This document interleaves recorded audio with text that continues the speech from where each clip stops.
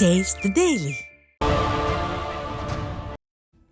வேலூரில் கஞ்சா போதையில் பட்டாக்கத்தியுடன் அடாவடி செய்தபடி ரீல்ஸ் பதிவிட்ட 17 வயது சிறுவன் பிடிபட்டார்.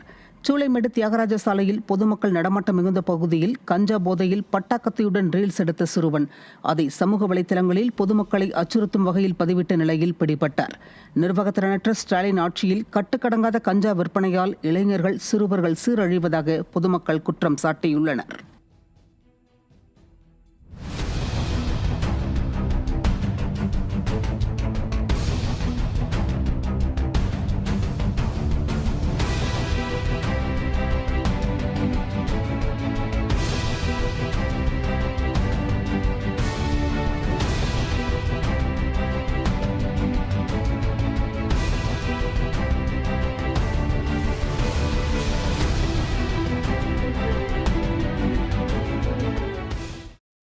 அரியலூர் மாவட்டம் ஜெயங்கொண்டம் அருகே பல லட்சம் மதிப்புள்ள ஐம்பொன் சாமி சிலைகளை கடத்தி வந்த மர்ம நபர்கள் தப்பி ஓடியதால் பரபரப்பு ஏற்பட்டது.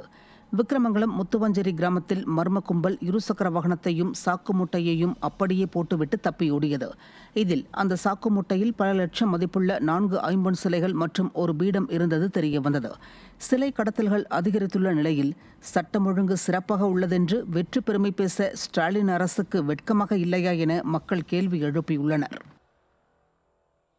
சேலம் மாவட்டம் ஓமலூர் அருகே மாடு மேய்க்க சென்ற மூதாட்டி கொலை செய்யப்பட்ட வழக்கில் தலைமறைவாக இருந்த இளைஞர் பிடிபட்டார். செந்நெறிக்காடு பகுதியைச் சேர்ந்த 70 வயதான சரஸ்வதி என்பவர் மாடு மேய்க்க காட்டுப்பகுதிக்கு சென்றபோது அவரை கொலை செய்து 1 சவரன் தங்க நகையை மர்ம நபர் கொள்ளையடித்து சென்றார். இந்த சம்பவத்தில் ஈடுபட்ட கட்டிக்காரனூரை சேர்ந்த நரேஷ்குமார் என்பவர் சங்ககிரி மலையடிவாரம் பகுதியில் பதுங்கியிருந்த நிலையில் துப்பாக்கிச்சூடு மூலமாக பிடிபட்டார். நிர்வாகத்திறனற்ற ஸ்டாலின் அரசு குற்றவாளிகளை முறையாக பிடிக்க முடியாமல் துப்பாக்கி சூடு மூலம் பிடித்து விளம்பரம் தேடிக்கொள்வதாக மக்கள் விமர்சிக்கின்றனர். திருச்சி மாவட்டம் மண்ணச்சநல்லூர் அருகே மளிகை கடையில் சோதனை என்ற பெயரில் பணம் பறித்த போலி உணவு பாதுகாப்புத்துறை அதிகாரி சிக்கினார்.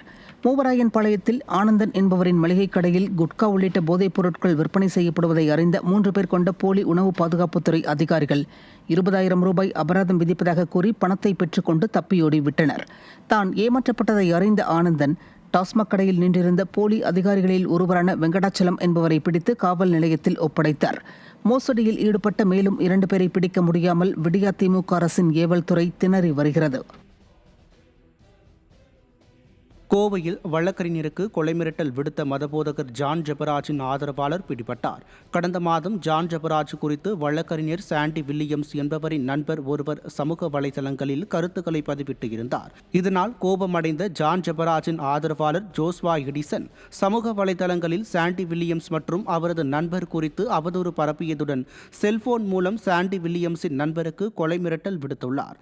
இதுகுறித்து சாண்டி வில்லியம்ஸ் அளித்த புகாரின் பேரில் தலைமறைவாக இருந்த ஜோஸ்வா எடிசன் துடியலூரில் பிடிபட்டார்.